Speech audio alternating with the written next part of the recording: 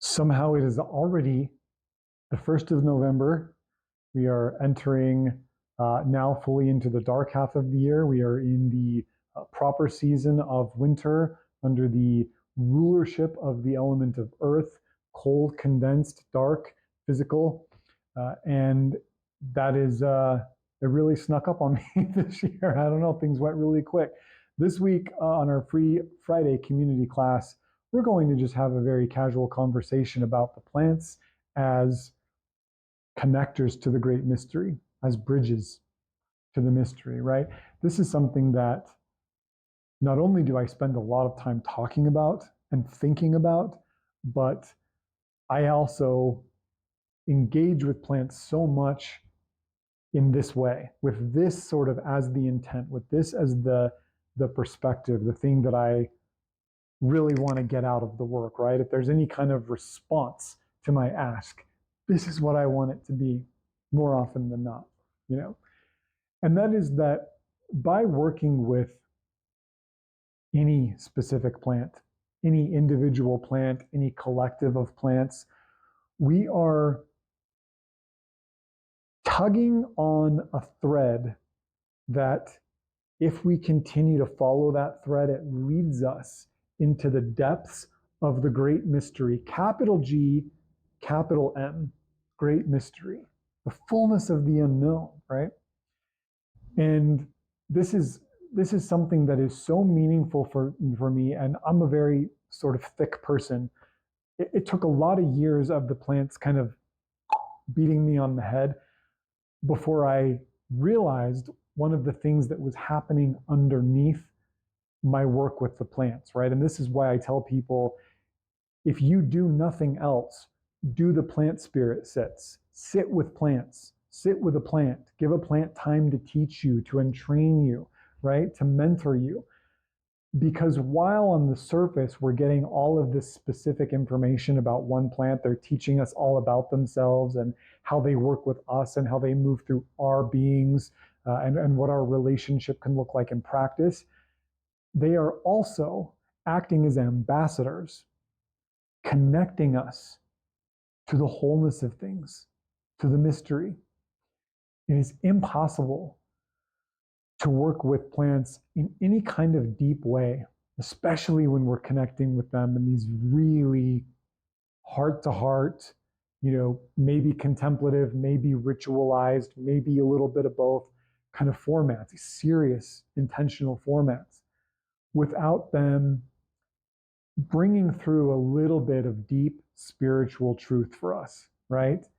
While they're showing us where our weak spots are, where our strong parts are, where we need to do some work, congratulating us for places we've done the work, while they're teaching us how they move through our body, where they move, what they bring up, what they attach to, where their areas of influence are for us.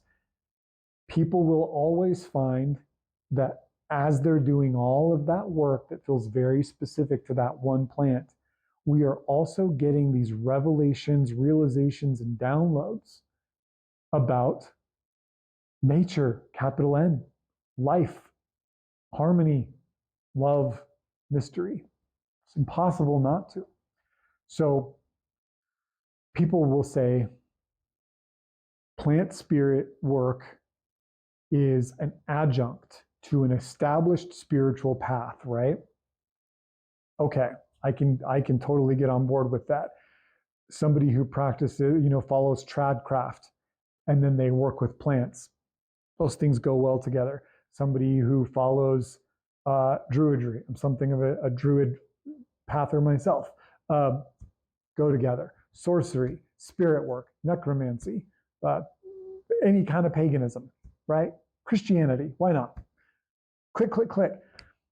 But they have to be worked with an adjunct to an established and formatted spiritual practice. They can't stand alone. Working with plant spirits is not enough to create a really meaty, really nourishing, really effective spiritual path. And this is where I will tell somebody to pump the brakes, right? Because I just disagree. I think that when we engage with the plants, as you have heard me talk about ad infinitum, We are engaging with persons, living arcane spirits who are capable of communication, who are wise, feeling, experiencing, sensual, sensory, sovereign, sentient beings.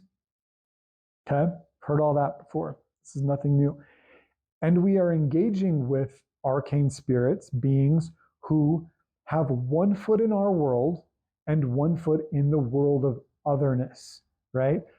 We can go out and look at any plant right now, look out a window, look at a plant, a tree, and you will see that one part of them grows from the ground up. It is invested in our world. It's part of our world. And then we're aware that there's also an entire mirroring structure that grows downward that we cannot see, we cannot perceive. It grows in a different direction. The aerial parts grow upward, the root parts grow downward. It grows into the darkness, the mystery, the unknown, into the cauldron of the unformed, of unlimited potential. The soil is exactly that, right? It is made up of the building blocks of life. And that is representative of the other world. We see this plenty in fairy lore, that the mighty dead, the good folk, the neighbors, the elf, live under the ground or in the mounds or in the hills. Right? This is telling us that there is a world underneath our world. Is it literally underneath us? Probably not, but it's underneath, right? It holds us.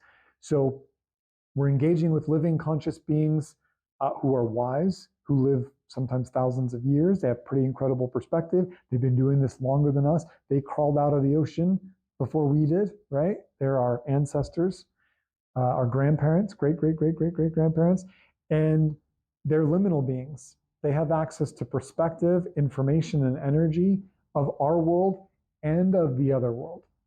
So when we connect with them in any kind of way that blows our heart open, right, that lets the fullness of who they are in, that we are allowing ourselves to experience and honor them as they are, then they get to experience and honor us as we are, and then we enter into rapport, and then there's an entrainment. There's no way that we can have that kind of connection with plants and not be engaged with the great mystery, that we will not start to learn the secrets of nature, the mysteries of the unknown, the ways of the other world, the secret and sacred cycles of both human, animals, and all other beings who share space and place with us. This is very, very important thing to consider, because when we step into the work, acknowledging that it's possible and being permissive of it, right? Then it happens.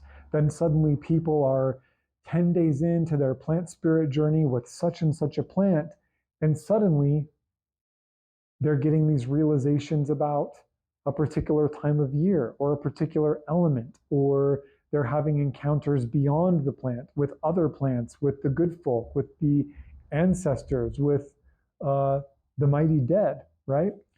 So this is pretty incredible. This is pretty profound. So in my work, the plant spirits are connectors, liaisons, matchmakers, bridges into the mystery. And while we are hanging out, having these super fun conversations about each one of them individually and learning their folklore and their botany and their magic and their medicine, we're also getting a big dose of cosmic wisdom, right? It comes through. And this is very, very important. So when I tell people, bring the plants into whatever it is that you do, even if it's on a tiny scale, this is why. There's no way that you can walk any spiritual path or be any kind of person that wants to ask big questions and have big answers where the plants won't be helpful in that journey. So there's that. So a little bit of a free-form chat today. Hopefully there's some inspiration in there for you.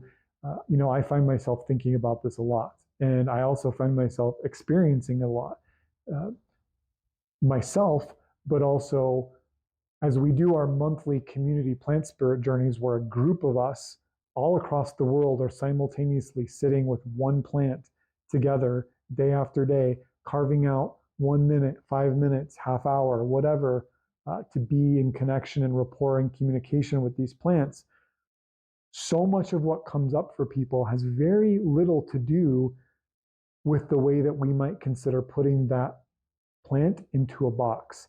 And so much of what comes up with for people is bigger, right? It goes beyond, it breaks through those hedges. And I love seeing that, right? When I see that, I say, oh, we're on to something here. Let's keep doing that. So very cool. Those plant spirit journeys, by the way, we start them the day after every new moon. So that next day, when we're entering into a new cycle, a new waxing energy of the moon, and we follow the moon because the moon and the plants, very deep connection with one another, right? The sun is obvious, the moon, not so obvious sometimes. And we sit with that one plant through that whole waxing phase, all the way to the full moon, as the moon gets bigger and bigger and brighter, and the plants as a collective are a little more invested in our world. The sap rises, they come into this side of the world a little more, and then we sit all the way through the waning cycle as that full moon gets smaller and smaller, and the plants go back and retreat into their quiet, mysterious spaces, root world. And through that process, we get to learn so much about them. We do various rituals, various bits of study and folklore through monographs, guided audio meditations and journeys, medicine work, right? Personal work, personal reflection. We sit with these plants not just to learn about them, but to learn about us through them, right? They will teach us so much about ourselves. Very hard to sit with a plant and not have yourself reflected and not have the plant say, did you know that this entire part of your being, physical or otherwise, is inaccessible? That when you take that medicine and you follow that medicine through, we can't even get to that part of you, right? So we say, okay, then we start to soften, right? So this is just an example. So we do those over on Patreon. There's a new one every single month, plus a massive library of past ones we've done that people will go sit with whenever they want. It's the most important way to do this work, in my opinion. You can read all the books, you can go on all the herb walks, you can take all the courses, do all the rituals, learn all the charms, you can do all that stuff, and it's all supportive, but nothing replaces quality time. Nothing replaces sitting with a plant for 1 month, 3 months, a year, and letting them teach you directly. We have the ability to learn how to learn directly from the world's most foremost expert on the plant mysteries, the plants themselves, right? They are always the most authoritative voice on their own mysteries, and we can learn how to learn from them, and this is how. So there you go. So with that, happy November. I hope November goes well for you. This is our first class of the month, posting on the first day of the month, and I look forward to seeing you around. Take care.